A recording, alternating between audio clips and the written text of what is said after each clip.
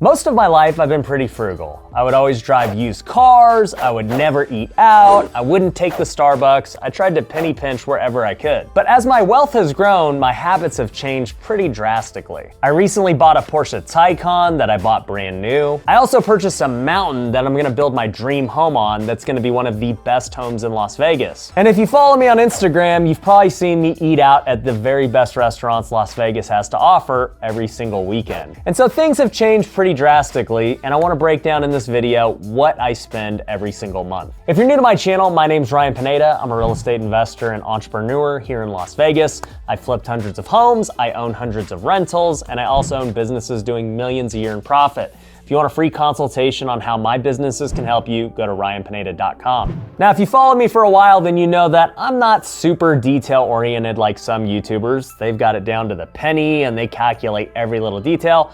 I'm much more general. I'm just gonna give you what I feel like I spend each and every month based on kind of my observations. So let's start off with all of that food that you see me eat on Instagram. Growing up as a frugal person, food was the one thing I was always hesitant to spend money on. I knew that I could make my food for really cheap and really healthy, but it was always going to be much easier if I could just go buy it from Chipotle or any of these restaurants. But I'll tell you, I was so frugal that I even felt guilty eating Chipotle. And so I had a pretty small goal that if one day I could eat Chipotle every single day, any meal I want, then that means I'll have made it and I have made more than enough money to cover my real expenses. And obviously I spend a lot more than just Chipotle these days, but it just goes to show how far and how low I thought the bar was. And I'll tell you, I would have never imagined eating at restaurants that charge $50 or even $100 a person. Because for years, I just didn't do it, even when I was making six figures a year. It hasn't come until recently where I'm okay spending crazy amounts of money at dinner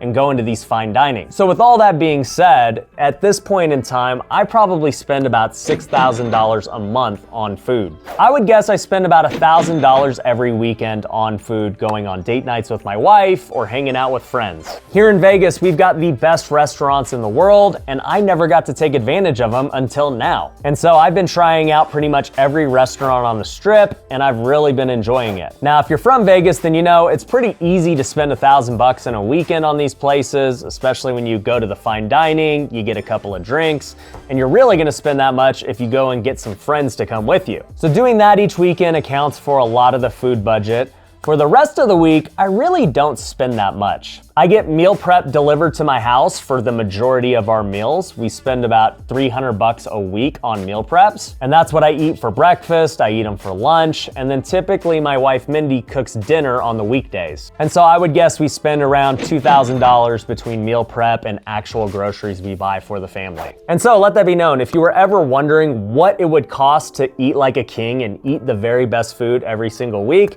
it's about $6,000 a month. So in my opinion, it's not that bad. Another big expense would be my mortgage payment. So as of right now, I'm in a house where my mortgage payment is $3,500 a month. And for me, that's actually pretty cheap considering we're thinking about moving into a potential house flip I just bought. If you wanna go see that house flip, I'll link to the YouTube video down below. But also too, once we build our house on top of the mountain, it's gonna cost us a lot more than $3,500 a month. So I'm pretty happy with what our mortgage is. Now I do cover a couple of other mortgages. I bought a house for my parents a couple of years ago, and that mortgage is around $1,500 a month. And I also bought a home for some missionaries at my church that I pay for every single month as well. That's another $1,500 I cover. So all in all, I spend about $6,500 a month in mortgages. Now obviously each of those homes have utilities. It's hard to say what all of them are depending on the time of year, but let's just go ahead and guess that it's about $1,500 a month in utilities between the three. My next payment is health insurance. Now for the longest time, my wife was a teacher, and so we got health insurance through the school district. And that health insurance was great, it was top of the line, but eventually she retired from teaching in order to become a stay-at-home mom for our two kids. Through the Cobra program, we were able to keep that insurance for 18 months, and it was around $1,000 a month. But since that expired, we then had to figure out what we wanted to do for insurance. As I looked into more options, I started to find different types of insurance plans, and I came across one called Samaritan Ministries. That one is a Christian health share program, which I guess is technically not insurance, it's a health share. And basically, it's a lot cheaper than normal insurance, but it covers you a lot less than normal insurance. I'm covered for the big events like a childbirth or maybe a traumatic injury, but the normal doctor's visits and stuff typically aren't reimbursed, and we gotta just cash pay those, which I'm fine with. But overall, for my family, which is my wife and 2 kids, we're only paying about $500 a month for that insurance. So even when you factor in having to cash pay some things, I still think it comes out to be better than just paying for normal insurance. But do your own research if you're thinking about getting a health share like that, because there are pros and cons to both. The next big payment I have would be my car payment. So as I mentioned at the start of this video, I recently bought a Porsche Taycan, which I'm really excited about. And I had the choice, did I want to get a car payment on this or did I want to pay for it cash? Well, I chose to get the car payment mainly because I could use my cash for other things and investments that are gonna be much better. But overall, my car payment is around $3,000 for the Taycan. Now, I definitely don't advise for most people to have a $3,000 car payment because that's something that's not really necessary. But as I'll get to later on in this video, once you factor in my income, it's not really that big of a deal. Now, with a car always comes car insurance. So on the insurance side, I cover my car, I cover my wife's Lincoln Navigator, and I also pay for my family's cars. So I ended up buying my parents 2 different cars. My mom has a Lexus RX, and my dad has a Suburban, and my sister has a Toyota RAV4 that we just insure under all the same policy. And between all of those cars, we spend around $1,000 a month in insurance. Next one up would be the cell phone bill. So just like the car insurance and the cars and the mortgage, I include my family in this. You know, I've got my sister, my parents,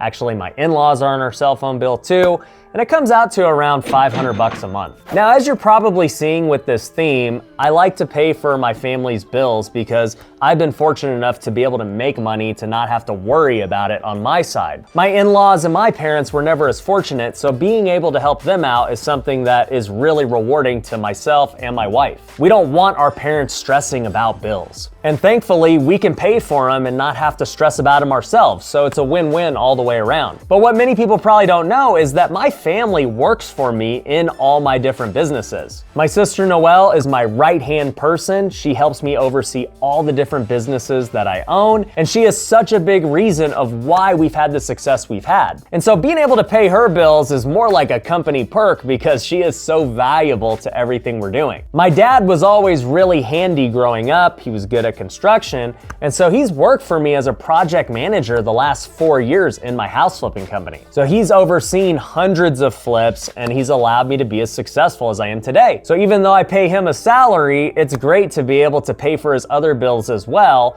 and that way they can use the salary for whatever they want. And as for my mom, she's a realtor in my brokerage, Forever Home Realty.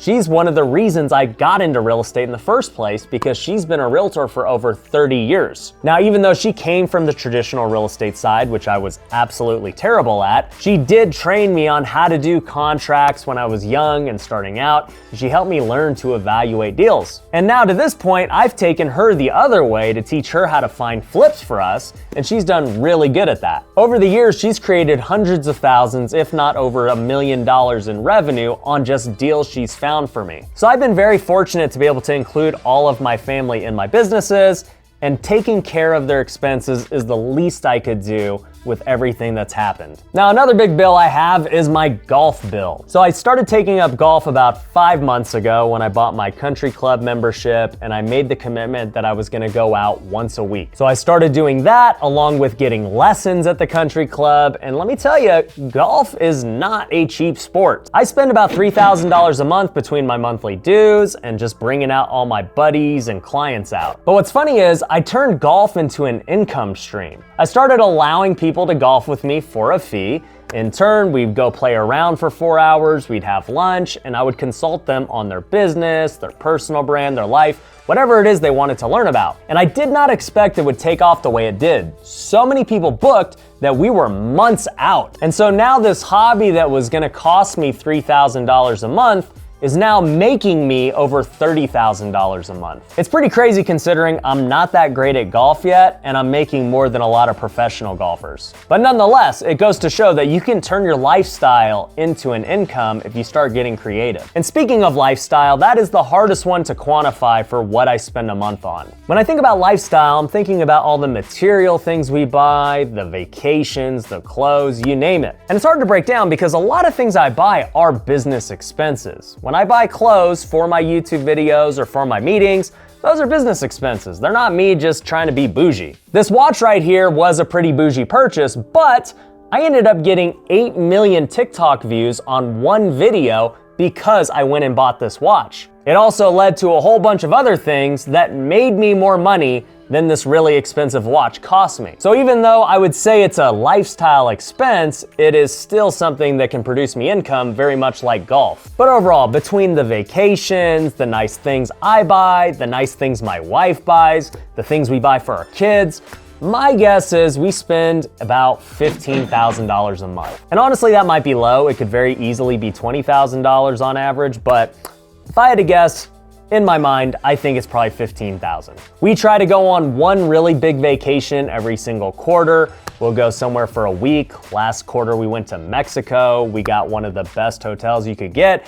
I really just want to enjoy my vacations and enjoy the wealth that we're making. There's no point to save all these dollars once you've reached a certain point. But overall, once you add all those things up, that comes out to $36,500, which, just for round numbers' sake, is anywhere from $35,000 to $40,000 a month. And even though that is a ton of money to spend every single month, I'll say that the only reason I'm willing to spend that much money, especially somebody who's always been a frugal person, somebody who's always saved and wanted to reinvest, it's because it is such a small part of my income. I'm living on less than 10% of my income. And while it might seem like an extravagant lifestyle, it's really not compared to how much I live compared to other people. Most people live on 80% of their income or 100% of their income. Anyone who's able to live on 10% of their income has got to be very disciplined. I see a lot of people who are making just as much money as me, but they're spending it like crazy. And I'm not even saying there's anything wrong with that, but my point is the only reason I've upped my lifestyle